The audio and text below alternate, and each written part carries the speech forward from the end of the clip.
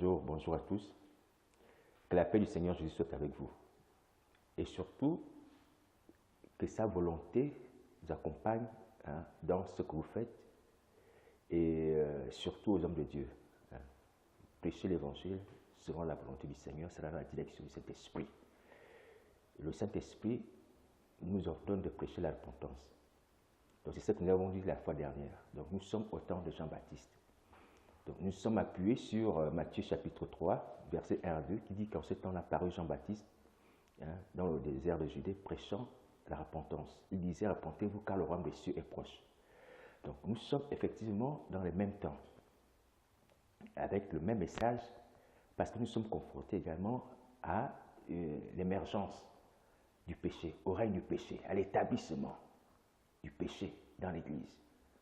Alors donc, ce message de la repentance n'est pas un message pour nous condamner, c'est un message d'alerte, pour nous avertir que Jésus-Christ revient, que le jugement de Dieu est proche, au travers de l'avènement du Seigneur Jésus. Donc c'est un jugement qui s'annonce.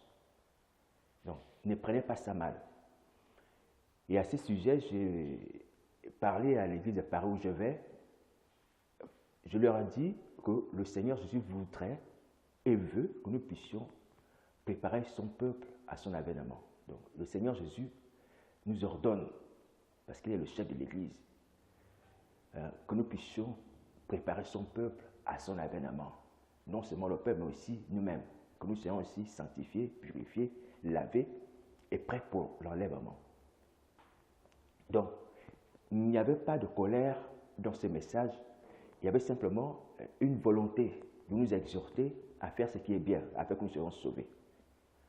Alors, dans le même esprit, et toujours nous appuyons sur le ministère de Jean-Baptiste, le ministère de la repentance, au temps de Jean-Baptiste, le Seigneur nous invite à regarder un petit aspect de ce que faisait Jean-Baptiste lorsqu'il exerçait ses ministères. Alors, donc, lorsque Jean-Baptiste exerçait ses ministères, il invitait également le peuple à confesser ses péchés et à se faire baptiser.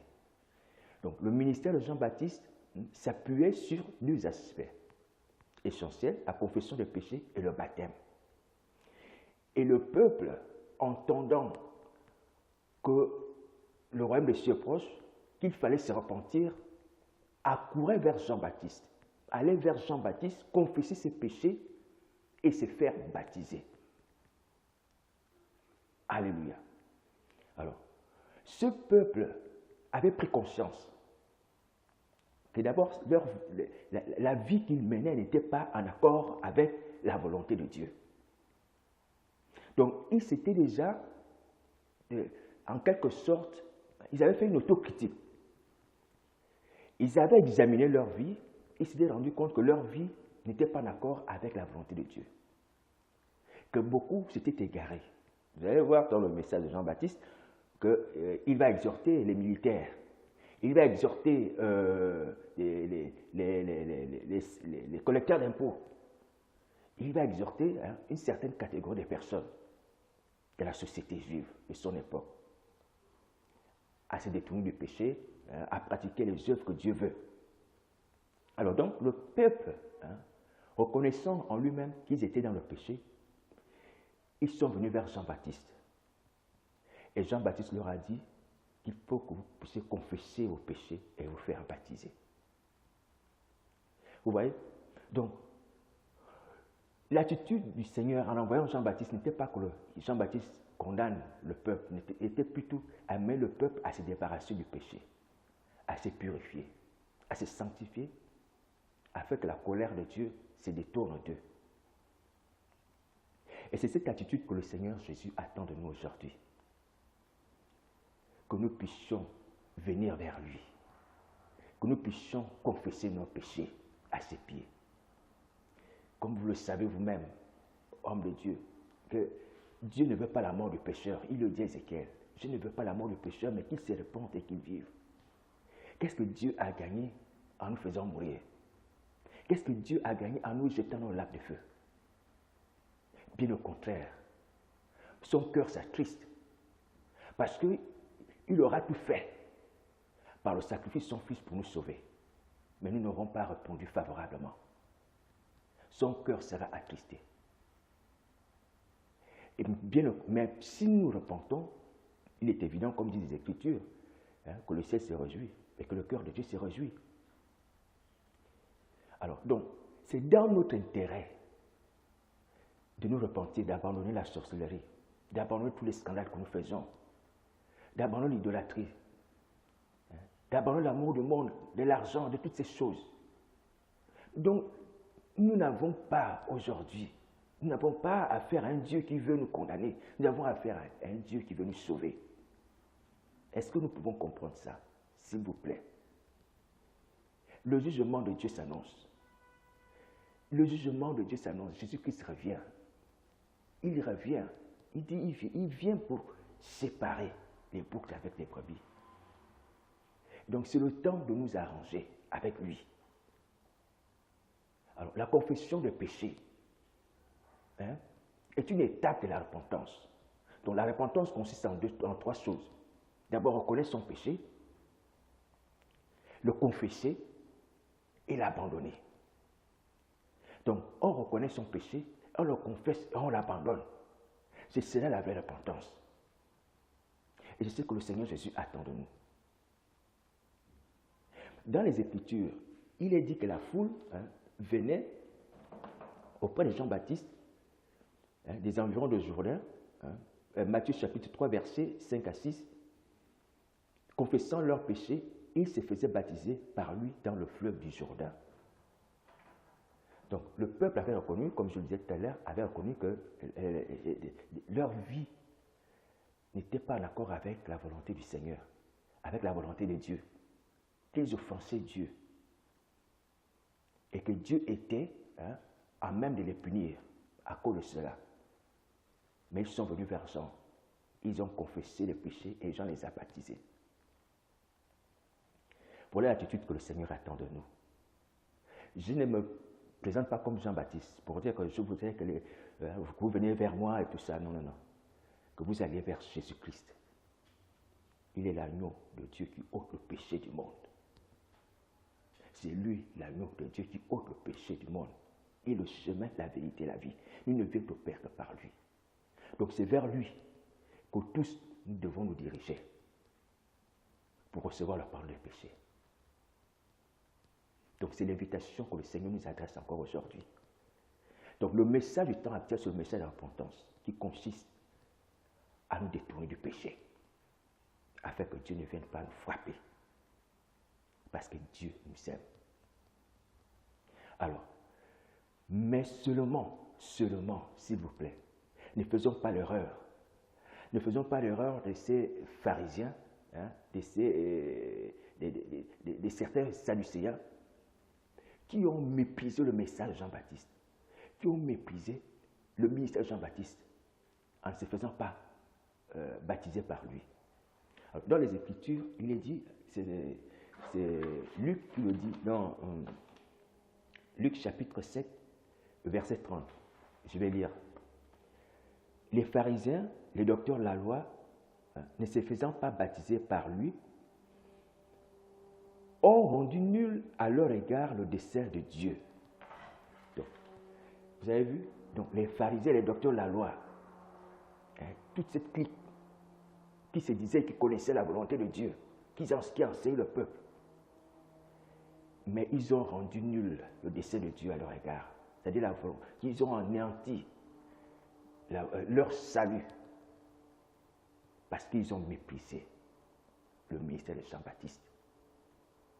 Jean-Baptiste n'était pas quelqu'un du milieu, c'est-à-dire il n'était pas dans le collège, dans un groupe. Il était à part. Il était habillé avec des peaux de bête, il mangeait du miel sauvage, avec des sauterelles. Jean-Baptiste menait une vie atypique. Mais c'était l'envoyé de Dieu. C'est lui que Dieu avait oint pour amener le peuple au salut, pour amener le peuple à la repentance. Donc, faisons attention à ne pas négliger et ne négligeons pas les personnes que Dieu envoie avec un message. Même si l'apparence, même si le statut social, même si l'environnement dans lequel ces gens-là vivent ne cadre pas avec un certain schéma qu'on a dans la tête. Faisons attention. Regardons le message. Oublions le messager. Parce que ce qui est important, c'est le message. Ce qui est important, c'est ce que la personne dit. Est-ce que ce que la personne dit vient de Dieu? Est-ce que c'est poussé par l'Esprit de Dieu que cette personne parle?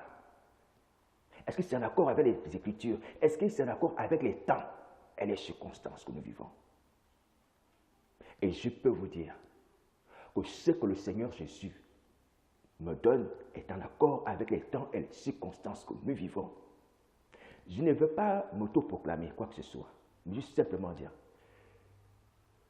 que je ne suis qu'une voix parmi tant d'autres et que je ne suis rien. Ce que Dieu veut, c'est que moi je sois sauvé et que j'avertisse les autres. Il a dit à Ézéchiel, je t'habille comme sentinelle. Tu écoutes la parole qui sort de ma bouche et tu avertis le peuple de ma part. Je ne suis pas au niveau d'Ézéchiel. Je ne suis pas au niveau de Jean-Baptiste. Je ne suis qu'une voix parmi tant d'autres. Une faible voix. Et il dit encore à Ézéchiel, si tu n'avertis pas le peuple, si tu ne lui dis pas, si tu ne dis pas au méchant que tu vas mourir, c'est toi que je vais demander son âme. Je vais demander son sang à toi, Ézéchiel. Vous voyez? Donc Ézéchiel avait une mission qui était, qui était liée même à son propre sort. C'est-à-dire que pour qu'il vive, pour que lui parvienne à sauver sa vie, il fallait qu'il parle. Il fallait qu'il parle, qu'il avertisse. Que ça plaise aux gens ou pas, il fallait qu'il parle. Pour sauver sa vie et pour sauver les autres. Donc il ne pouvait pas fermer la bouche. Donc n'en voulez pas aux personnes qui vous parlent d'une certaine façon. Parce qu'eux aussi, ils sont dans l'obligation de le faire. Pour leur salut et le salut de vos âmes aussi. Alors donc, sauvons-nous, exhortons les uns les autres. Hein? Vous pouvez m'exhorter, il n'y a pas de souci. Donc, exhortons les uns les autres que sauvons nos vies. C'est ce que la Bible dit, c'est ce que Paul dit. Alors, je vais revenir encore sur la repentance, le ministère de Jean-Baptiste. La Bible dit qu'effectivement, Jean-Baptiste, il prêchait la repentance et le peuple allait vers lui se faire baptiser après avoir confessé ses péchés. Lorsqu'on pêche, on annule également le baptême qu'on a fait. C'est-à-dire que lorsqu'on renie le Seigneur Jésus, c'est-à-dire qu'on renie tout. Lorsqu'on est dans le péché, bien qu'avoir été baptisé autrefois, notre baptême devient nul et non avenu. Et Pierre dit que le baptême, c'est un engagement d'une bonne conscience. Donc l'engagement qu'on a pris avec le Seigneur, là, lorsqu'on est vautré, on est lié, on est scellé, on a fait alliance avec le Prince de ce monde, notre baptême ne vaut plus rien du tout. Alors, ceci c'est pour dire que lorsque vous êtes des hommes de Dieu, hein, vous préparez la Sainte Seine et tout ça, que lorsque vous prenez la Sainte Seine, je ne sais pas qui l'a institué, mais allons dans ce sens-là. Que lorsque vous prenez la Sainte Seine, vous dites, oh non, il faut être baptisé pour prendre la Sainte Seine. Mais vous qui avez renié Jésus-Christ, vous ne deviez plus prendre la Sainte Seine. Parce que votre baptême devient nul, caduc. Parce que le baptême, c'est un engagement. Et comme vous avez renié Jésus-Christ, donc vous avez annulé votre engagement. Donc, votre Sainte Seine que vous prenez là, c'est un jugement, c'est une condamnation. Au pire, c'est une hypocrisie. Vous n'avez plus le droit de participer à la table du Seigneur. Parce que vous avez aboli votre engagement. Est-ce que vous me comprenez un peu? C'est-à-dire que le baptême, c'est un engagement. Hein? C'est un engagement. Ce n'est pas celui qui sauve, c'est un engagement. Maintenant, lorsque tu as régné, celui avec qui tu as fait l'engagement là, tu ne peux plus prendre la Sainte Seine parce que c'est vous qui ordonnez que pour prendre la Sainte Seine, il faut être baptisé, donc il faut être engagé. Donc votre engagement devient nul parce que vous avez régné Jésus-Christ.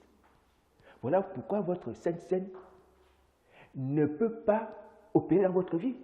C'est une hypocrisie que vous faites. Ne peut pas agir. Vous ne pouvez pas avoir le pardon des péchés. Vous ne pouvez pas avoir la purification, vous ne pouvez pas la guérison. Parce que l'engagement a déjà faussé le départ. Vous avez régné le Fils de Dieu. Vous avez régné celui qui a donné son sang et sa chair. Voilà pourquoi ça n'agit pas. Alors, l'autre fois, je parlais du fait que le sang de Jésus est une puissance. Et c'est vrai. Mais pourquoi ça n'agit pas? C'est à cause de tout ça. Parce qu'il y a un manque de sincérité. Il y a une hypocrisie manifeste que nous pratiquons à chaque dimanche. Moi, je m'étais étonné, je m'étais dit, mais ce n'est pas possible, Seigneur. Ce n'est pas normal.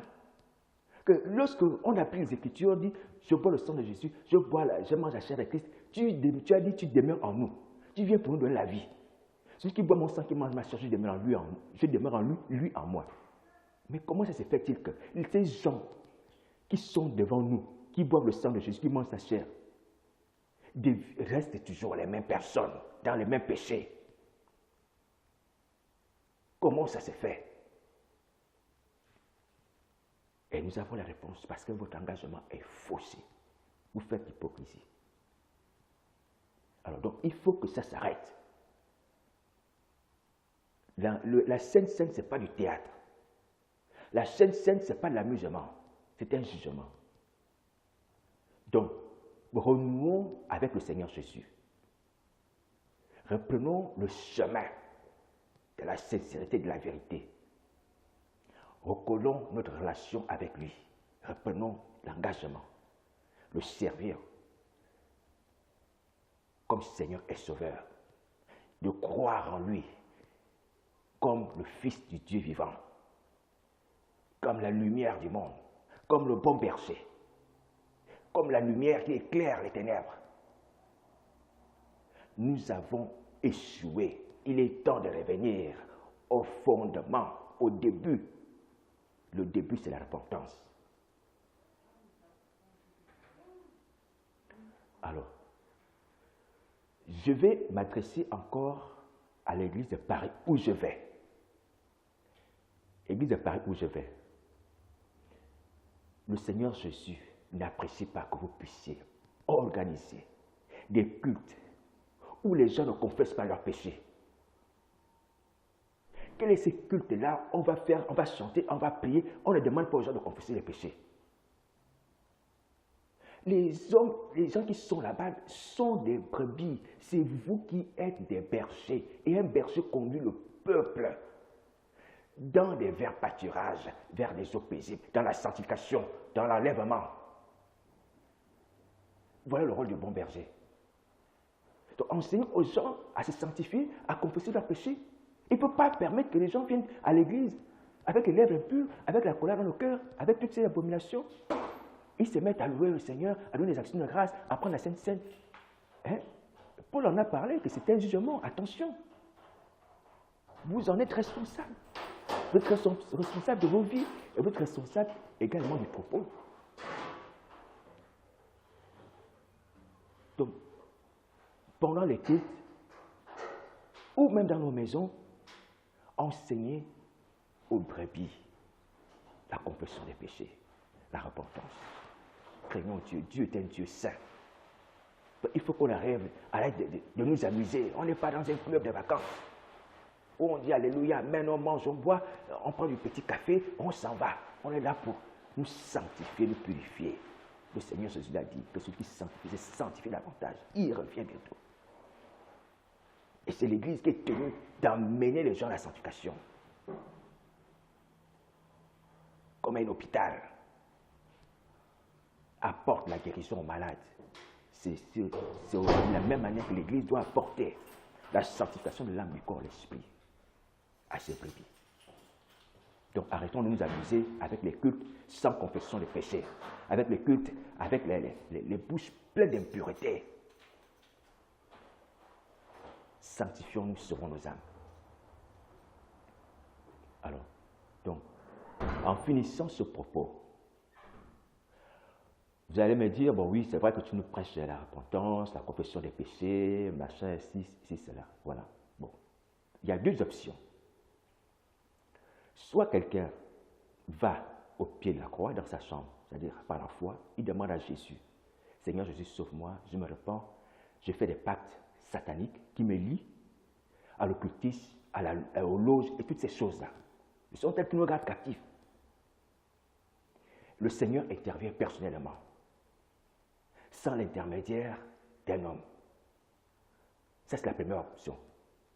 La deuxième option, c'est que si quelqu'un a besoin d'aide et qu'autour de cette personne, il y a un enfant de Dieu qui est loin du Saint-Esprit, je dis bien loin du Saint-Esprit, ce n'est pas qui connaît la parole de Dieu seulement, mais qui est loin du Saint-Esprit. Approchez-vous de cette personne, demandez-lui, frère, aide-moi, prie pour moi. Interroge le Seigneur pour moi. Donc, vous avez deux options pour sauver vos vies. Soit vous allez directement au pied de la croix, devant le Seigneur, soit vous demandez l'aide à un enfant de Dieu. Le Seigneur lui-même nous a dit, il a dit dans sa parole, que celui qui vous reçoit me reçoit. En fait, l'enfant de Dieu n'est qu'un instrument que Dieu utilise pour vous. Donc, utilisez ça maintenant. Là. Vous avez cette possibilité pour sauver vos vies. Peut-être que les gens qui auront honte de confesser qu'ils m'ont fait du mal, par exemple moi, je l'avais déjà dit une fois, que moi je pardonne à tous qui m'ont fait du mal. Je vous pardonne. Que vous soyez ici, que vous soyez au bled, que vous soyez dans n'importe quel pays, je vous pardonne. Sachez que je vous pardonne. Donc que quelqu'un ne se dise pas, non, je l'ai trop fait du mal, j'ai fait ce que c'est, j'ai fait ça en cachette. Je vous pardonne. Je vous ai pardonné. Mais ne péchez plus, comme le Seigneur l'a dit à cette femme adultère. Mais ne péchez plus. Alors, donc, vous avez ces deux options. Sauvez vos vies. Donc, si quelqu'un a besoin d'aide, il peut me contacter sur ma page Facebook ou par ma boîte mail. Frère Daniel, @gmail.com. Tu peux m'écrire ce que tu veux, on va faire. Si tu veux faire jeûne, on va faire jeûne. Tu veux faire jeûne d'Esther, on va faire jeûne d'Esther. Tu veux faire jeûne de Daniel, on va faire jeûne de Daniel. Tu veux faire jeûne de Moïse, on va faire jeûne de Moïse. 40 jours, on va faire 40 jours. Ce n'est pas l'amusement. Que Dieu nous aide. Que Dieu nous aide. Pourquoi vous avez honte? Pourquoi vous avez honte? Si nous confessons nos péchés, il est fidèle juste nous pardonner, nous purifier toute iniquité. 1 Jean 1,9. Confessez vos péchés. Même Paul dit que confessez vos péchés les uns aux autres afin que vous soyez guéris. Afin que vous soyez guéris. Confessez vos péchés. C'est ça qui vous bloque, la confession des péchés qui vous bloque. Tant qu'il n'y a pas de confession des péchés, Satan ne peut pas vous laisser. Les démons ne peuvent pas vous laisser. Même si à un moment donné, après les avoir tourné le dos, c'est vrai qu'il y a peut-être une petite résistance. Une volonté de vous récupérer. Mais le Seigneur Jésus vous aura déjà pris sous ses ailes. Ils ne pourront plus rien faire. Ils vont lâcher prise. Confessez simplement vos péchés. Je sais que ce n'est pas évident de confesser ça. Je sais que ce n'est pas évident. Ce n'est pas donné de confesser ça comme ça. Déjà, parce qu'il y a beaucoup qui sont engagés sur la loi de l'omerta, la loi du silence. Et à cause de cela, les gens ont peur de mourir. Parce que s'ils dévoilent, on va les tuer. Je le sais. Mais tu ne mourras pas. Tu ne mourras pas. Parce que si tu crois que Jésus-Christ a pardonné tes péchés, tu ne mourras pas. Je te le dis que tu ne mourras pas. Si tu confesses tes péchés avec sincérité à Jésus-Christ, tu ne mourras pas. Il est capable de te garder en vie. Même si tu avais fait ce pacte, même si tu avais fait cette alliance, elle sera nulle et sans effet. Il est anéanti, les adultes sont déjà nous condamnés. La Bible dit, dans Colossiens 2, 14 à 15, Jésus-Christ a tout anéanti. Dans les abolitions, il a aboli tous les actes des ordonnances qui nous condamnaient, qui nous retenaient à la captivité. C'est-à-dire les pactes, les alliances, toutes ces choses-là. Il a tout aboli. Si tu t'appuies sur ce passage pour régner tous les pactes que tu as faits, les pactes du silence là, tu vas voir, tu seras libéré. La puissance du sang de Jésus agit. Ne dormez pas, réveillez-vous. Le sang de Jésus agit. Le sang de Jésus agit. Je ne me glorifie pas, mais si je suis debout là, c'est parce que le sang de Jésus agit. C'est à cause du sang de Jésus. Je n'ai aucune force, aucun secret. Je ne suis pas Superman. C'est le sang de Jésus qui agit dans ma vie, qui me permet, moi, d'être debout. Et c'est pourquoi que le Seigneur aussi m'a choisi, parce que j'étais comme vous. Et lorsqu'il m'envoie, je me dis, mais Seigneur, comment toi tu peux m'envoyer un homme comme moi, un homme de scandale, un brigand, avec un CV, hein, plein de forfaitures. Dis donc, pour qu'il voie l'amour de Dieu. C'est ce que Paul disait, pour qu'il voie l'amour de Dieu au travers de ta vie, pour que vous puissiez voir l'amour de Dieu et que vous puissiez aussi voir sa puissance, la puissance du sang de Jésus. Regardez un peu comment je suis habillé là. J'ai un t-shirt, j'ai un pull rouge, non? J'ai un pull rouge. Pourquoi j'ai un pull rouge? Ça coûte pour me rappeler que le sang de Jésus, c'est ma victoire. Sans le sang de Jésus, je ne suis rien. Je ne serais même pas debout, je ne me réveille même pas. Hein? Pour ceux qui, enfin, Pierre, mais je ne dis pas que ce n'est pas des bons dons, mais ceux qui me voient à distance, même par rapport à d'autres domaines spirituels. Eh bien, vous voyez bien que je suis un homme de la même nature que tous les autres, mais grâce au sang de Jésus, je me maintiens, je suis debout. Je suis comme Paul. Il disait que, hein, malheur à moi, hein, qui me délivrera de ce corps de péché. Je fais le mal que je ne veux pas, je ne fais pas le bien que je veux. Moi aussi, il m'arrive. Mais je compte sur le sang de Jésus pour demander pardon, pour me purifier, pour me restaurer. Je bois le sang de Jésus, je mange le sang de Jésus. Je m'accroche à ça. Nous n'avons pas, c'est pas moi, nous n'avons pas d'autre remède contre la sorcellerie, contre le péché, contre le diable que le sang de Jésus. Ne vous fatiguez pas dans beaucoup de choses qui ne servent à rien. Accrochez-vous à une seule chose, le sang de Jésus. Le sang de Jésus qui ouvre les portes, le sang de Jésus qui délivre, le sang de Jésus qui guérit, le sang de Jésus qui apporte la victoire dans tous les combats spirituels. C'est le sang de Jésus. Il n'y a pas un autre médicament, il n'y a pas un autre secret. Donc, les vêtements rouges que je porte là, tout ça, c'est pour me rappeler du sang de Jésus. Et je m'accroche là-dessus. Nous devons nous accrocher au sang de Jésus. Ils l'ont vaincu à cause du sang de l'agneau et à cause de la parole de témoignage. Parce qu'ils n'ont pas aimé l'homme jusqu'à craindre la mort. Ils l'ont vaincu à cause du sang de l'agneau. Ce n'est pas à cause de leur force, ce n'est pas à cause de leur jeûne, ce n'est pas à cause de leur prière, c'est à cause de leur intercession du sang de Jésus. C'est le sang de Jésus qui donne la victoire, mes frères. Accrochons-nous à ce sang-là. Par le sang de Jésus, nous avons le pardon des péchés. La Bible dit dans Hébreux que sans effusion des sangs, il n'y a pas de pardon de péché. Le sang de Jésus a coulé, donc j'ai le pardon des péchés. Je confesse, je sois sincère. Et le sang de Jésus est tellement un repas. Le Seigneur Jésus a dit, celui qui boit mon sang mange ma chair, je demeure lui en moi. Je bois le sang de Jésus, je mange le sang de Jésus par la foi. Et mon être est restauré, ma vie est restaurée. Les impuretés, les mauvais aliments que Satan nous fait manger, la nuit ou le jour, les abominations, là, ça disparaît par le sang de Jésus. Ça ne demande pas que toi, tu puisses connaître toute la Bible, frère ou sœur. C'est simplement la foi. Regarde le salut de ton âme est plus que tout ce que tu as, plus que même le diable vous donne. Là, je parle aux hommes de Dieu qui ont les privilèges, les titres, les honneurs, et les grandes églises, qui ont même les gardes du corps.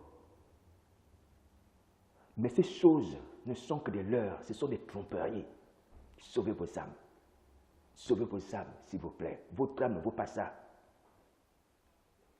Que sert-il un homme de guerre, le monde qui perd son âme? Même le monde entier ne vaut pas, même le monde entier ne vaut pas une âme. Le monde entier ne vaut pas une âme. Et même lorsque vous gagnez le monde, est-ce que vous savez que dans l'Apocalypse chapitre 21, c'est Jean qui dit, je viens de nouveau sur une nouvelle terre, que ce monde passe et qu'un nouveau arrive. Ce monde est en voie de disparition. Toi, tu vas sacrifier encore ta vie, ou celle de tes enfants, ou celle de tes frères, pour quelque chose qui va passer. Ayons un peu d'intelligence, mes frères. C'est passager.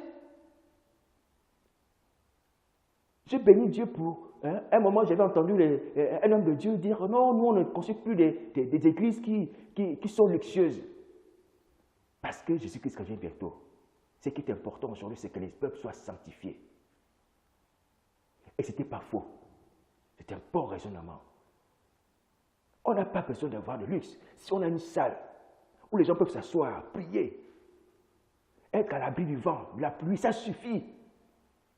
Ne vous vendez pas parce que tu veux avoir une grande salle belle avec l'orchestre et tout, des derniers cris. Dernier cri. Ça sert à quoi, mon frère? Ça sert à quoi? Jésus-Christ revient. Alors, parlons d'orchestre. Je vais dire à l'église de Paris où je vais là, que vous avez un bel orchestre. C'est bien, les chants. J'avais entendu quelqu'un dire, non, nous, c'est la pop musique, quelque chose comme ça. On ne dit pas ça.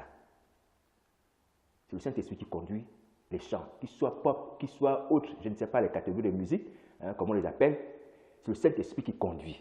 Donc on chante tout type de chansons, qu'elles soient d'origine culture occidentale, africaine, asiatique, selon le Saint-Esprit nous dirige et selon les langues aussi. Donc on ne doit pas être focalisé sur un type de musique. Ça c'est la première chose. Deuxième chose, lorsqu'on parle de musique, la musique est une puissance. Hein? C'est une puissance qui libère. C'est une puissance qui sauve, qui fait tomber les géants, qui fait déraciner les sycomores, la musique. Mais il faut que ceux qui servent le Seigneur dans la musique, les chantent, soient des personnes agréables à Dieu, soient des personnes qui vivent une vie de sanctification. C'est à ce moment-là que vous allez voir les miracles, les prodiges s'accomplir. Même sans avoir besoin de beaucoup prier. Sans avoir besoin de beaucoup prier. Le Saint-Esprit va se manifester par simplement le fait que les gens qui ont en charge d'adoration et qui conduisent l'église sont des personnes qui sont sanctifiées. La musique de l'église de Paris où je vais manque de puissance. Il n'y a pas de puissance. C'est du vent. C'est des timbales retentissantes. Il n'y a pas de puissance. Ça n'agit pas. Les gens ne pleurent pas, les gens ne sont pas touchés. C'est comme si on assistait à la fête de la musique dans la rue. Parce que les gens ne sont pas sanctifiés. Il faut se sanctifier. Voilà pourquoi la confession des péchés aussi est nécessaire. Elle est nécessaire partout. Non seulement pour le Seigneur, même pour l'exercice du ministère. Par la grâce de Dieu, quand je viens vous parler là, hein, humblement, je dois confesser mes péchés pour que Dieu me parle et pour que Dieu m'inspire. Je ne peux pas me lever comme ça, je parle à la caméra, au peuple de Dieu comme ça, sans avoir purifié ma bouche. Sans avoir purifié ma bouche. Donc il y a des préalables qui sont là et qu'on ne peut pas ne pas faire. Qu'on prêche la parole, qu'on soit simple et fidèle pour participer à un culte, qu'on fasse la louange, on doit confesser nos péchés, on doit se purifier. On doit être sanctifié. Et sinon revêtu de l'Esprit d'en haut. Regardez le chant de David.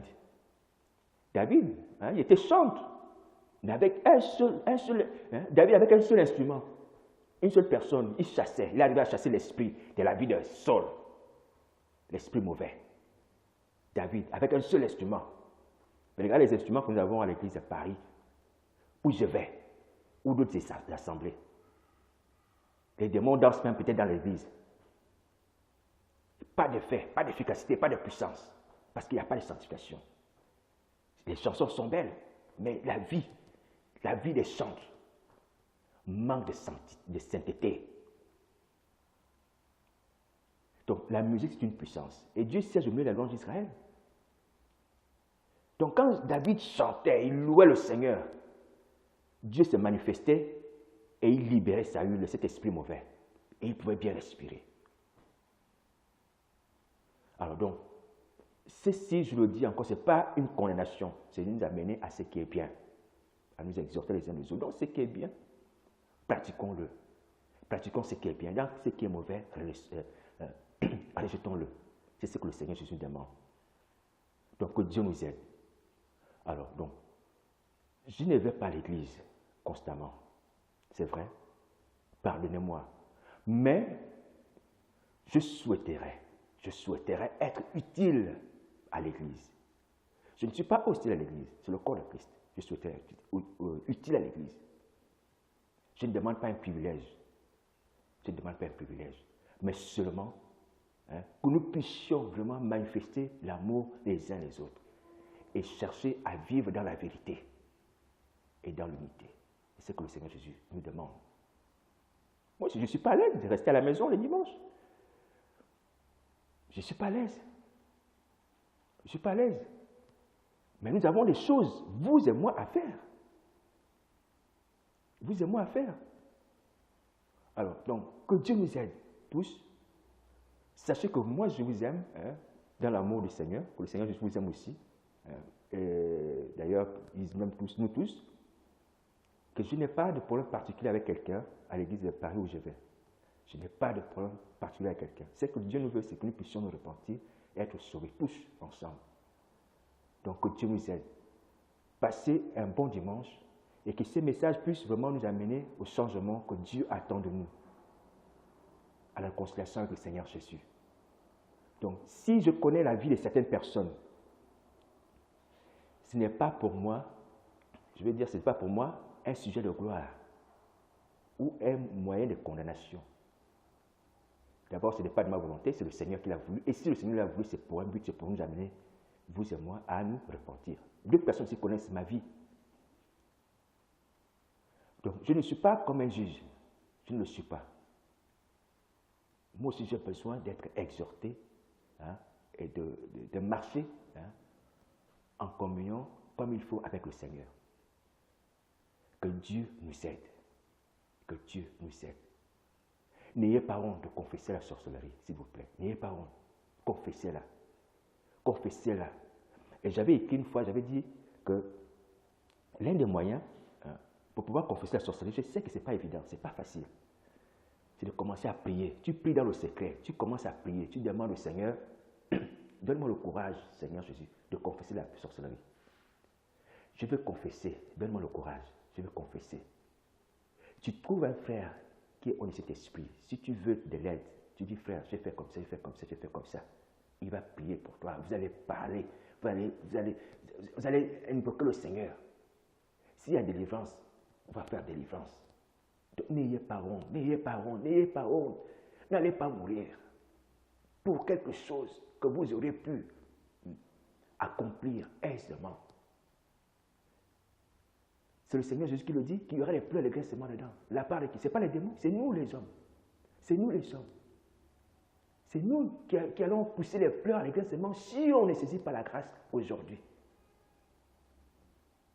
Donc, je réitère que le temps où nous vivons sont les temps de la grâce, parce que Dieu nous parle de la repentance, mais ce sont les temps qui annoncent l'avènement de Jésus-Christ. Donc, le Seigneur Jésus ne veut pas que nous périssions, mais que nous soyons sauvés. Dieu ne juge pas, ne condamne pas sans avoir envoyé préalablement la repentance. Donc, nous avons aujourd'hui le message de la repentance. Nous avons aujourd'hui le temps de la repentance. Donc, si vous écoutez sa voix-là, n'endurcissez pas vos cœurs. C'est ce qu'il nous dit. Donc, n'endurcissez pas vos cœurs. N'endurcissez pas vos cœurs. Alors, donc, je vais finir. Je vais prier. Je vais faire une prière générale. Afin que le Saint-Esprit puisse agir dans ton cœur, te donner le courage qui te manque pour confesser ce que tu as fait, ce que tu pratiques, pour renoncer à la loi du silence, pour la dénoncer. Je vais prier. Seigneur Jésus, je ne suis rien. Merci parce que Seigneur, tu nous donnes encore l'opportunité de nous repentir en nous exhortant au travers du message Jean-Baptiste. Seigneur, que ton Esprit Saint saisisse tout homme, toute femme qui entend ce message et l'amène à s'humilier devant ta face. Ta parole dit que tu vas déverser un esprit de grâce et supplication sur ton peuple, afin que tous les regardent vers toi, toi qui sont crucifiés. Oui, Seigneur, nous avons été du nombre de ceux qui t'ont crucifié et régné. Mais nous voulons nous repentir, nous n'avons pas la force. Que ton Esprit Saint nous pousse, oh Dieu. Que nous puissions tourner les regards vers l'amour que tu as manifesté à Golgotha pour nous. Et sur la victoire sur nos ennemis, Satan et ses démons. Seigneur, je prie encore, oh Dieu, que ton sang accompagne cette vidéo. Ton sang le sang qui a coulé à Golgotha accompagne cette vidéo et qu'elle ne soit pas mise de côté. Et qu'elle parle à la conscience de chaque personne qui la regarde jusqu'à ce que cette personne se réconcilie avec toi.